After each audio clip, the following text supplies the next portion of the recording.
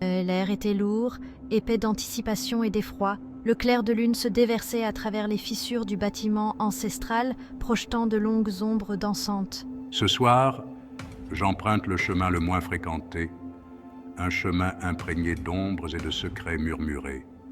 Ce soir, j'embrasse l'héritage du gu de l'enterrement vivant homme-bête. Fang Yuan, un jeune homme aux yeux plus vieux que son âge, se tenait en équilibre au cœur de la salle rituelle. Son visage, d'ordinaire un masque d'indifférence calculée, laissait transparaître une lueur de détermination sinistre. Le gu de l'enterrement vivant, homme-bête, un artefact légendaire et interdit, vibrait d'une étrange lumière verte. Son pouvoir, murmuraient les maîtres gu, promettait une force immense. Mais une telle puissance avait un prix, un pacte scellé dans le sang et le sacrifice. Pour hériter de la puissance du gu, il faut renoncer à son humanité, morceau par morceau, au cours d'un rituel aussi vieux que le temps lui-même. Je revendiquerai mon droit de naissance, quel qu'en soit le coût. Fang Yuan, endurci par les épreuves et animé d'une soif insatiable de pouvoir, ne reculait pas devant la tâche macabre qui l'attendait. Un cercle de bougies vacillantes illuminait les ingrédients macabres disposés autour de Fang Yuan. Des os de bêtes exotiques étaient empilés, leur surface gravée de symboles cryptiques.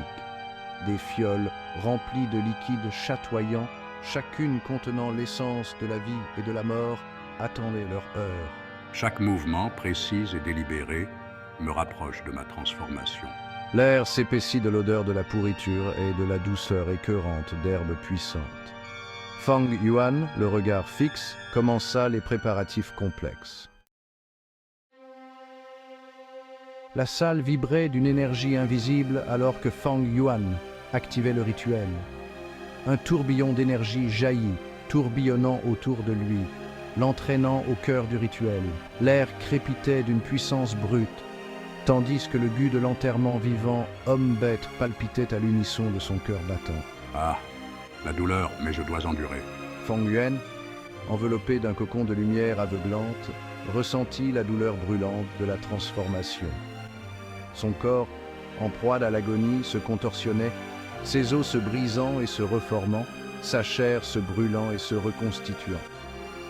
Pourtant, à travers tout cela, sa volonté restait intacte, alimentée par la promesse d'un pouvoir inimaginable. La lumière s'estompa aussi vite qu'elle était apparue, laissant un silence étrange et presque palpable dans son sillage.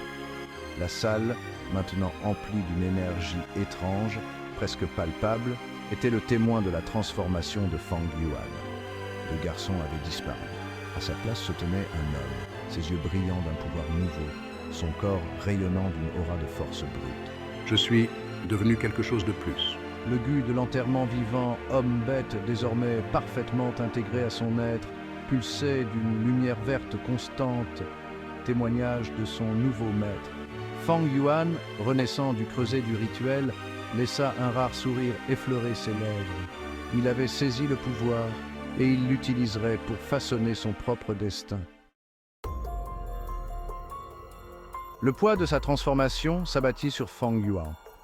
Un rappel constant du chemin qu'il avait choisi.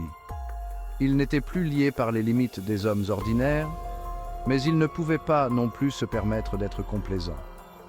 Le monde des maîtres gu était un monde perfide, rempli de dangers et de trahison. Et je dois rester vigilant. Le pouvoir seul ne suffit pas. Fang Yuan, possédant désormais la force de rivaliser avec les praticiens les plus chevronnés, savait qu'il devait agir avec prudence. Chacun de ses pas avait le potentiel de renverser des empires et de réécrire des destins. Il était une force avec laquelle il fallait compter, un maître de son propre destin. La nouvelle du succès du rituel de Fang Yuan se répandit dans le clan comme une traînée de poudre, suscitant un mélange de crainte et d'appréhension. Les anciens, le visage marqué par l'inquiétude, reconnaissaient la menace et l'opportunité potentielle qu'il représentait. La jeune génération, inspirée par son ascension audacieuse, murmurait des récits sur sa puissance et son ambition. Ils parlent, ils craignent, ils admirent, mais ils ne comprennent pas. Fang Yuan, conscient des changements de dynamique, se retira dans l'ombre. Il avait goûté au pouvoir, et cela n'avait fait qu'attiser sa faim. Le monde était à lui, et rien ne le détournerait de son objectif.